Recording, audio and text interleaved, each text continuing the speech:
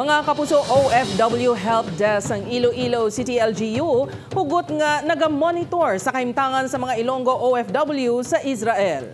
Pamilya sang isa ka Ilonggo OFW ginsaysay ang sitwasyon sang ilahimata. Pila ka mga Ilonggo nga ginpakigangutan sa Iloilo City LGU wala sang plano nga magpauli sa pihak sang kinagamo sa lugar. Ining gintutukan ni John Sala. 24/7 ang monitoring sang Iloilo City OFW Help Desk sa sitwasyon sa mga overseas Filipino workers sa Israel sa padayon nga nagaluntad nga away sang Israeli Security Forces kag militant group nga Hamas. Sa datos sang Iloilo City Peso nga among nagatutok sa help desk yara sa 18 kumatumandok sang syudad sang Iloilo ang ilan na pakigangutan kalabanan sa ilang mga caregiver kag lunsay yara man kuno sa maayo nga kahimtangan. Ang conversations namon sa ilan hambal nila is that may ga-alarm lang siya time to time. Pagka-alarm dayon gapanago na sila sa bomb shelter. Pagka-alarm naman guwa naman sila. Another alarm kuno guwa na sila. So basically how I understand it, may system na sila on how they are protected. Okay, sila they have been working for a really long time already there. So do kabalo na gid sila guro ko na nung sitwasyon. Abang hindi sa gihapon madula sa pamilya Siletorio sang Baldoza Lapas ang kakulba sa ila duha ka mga himata nga yara subong sa Israel. Isa ka caregiver ang utod ni Regine nga yara man kuno sa maayo nga kahimtangan base sa ila komunikasyon.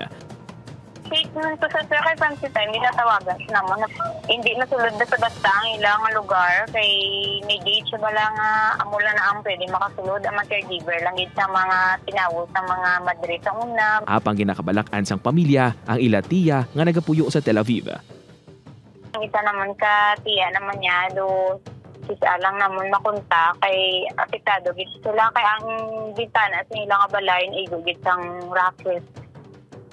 Mula na galing, hindi lang sila masyado katulog. Kay tama, gid ko no ka gauyo, gid ko no ba lang nila, ang ilang mga gamit sa sulod balay. Suno sa Peso, halos tanan nga mga OFW nga ilan na pakigangutan ang mas ginapili kuno subong nga hindi magpauli bangod ban sa ila obra sa Israel. At sa piyak sini, bukas ang city government nga magbulig sa mga OFW nga luyag magpauli. Ready man kita nga maghatag sang ayuda sa ila. So may cash man kita nga ayuda nga ginahatag sa mga distressed OFWs naton.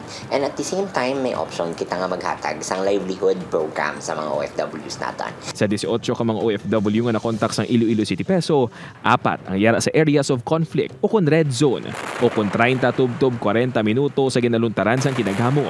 Ang nabili naman ang yara sa hilway nga lokasyon apang padayon pa nga ginapaalerto. Upuod kay Hans Desierto, John Sala. 1 Western Visayas.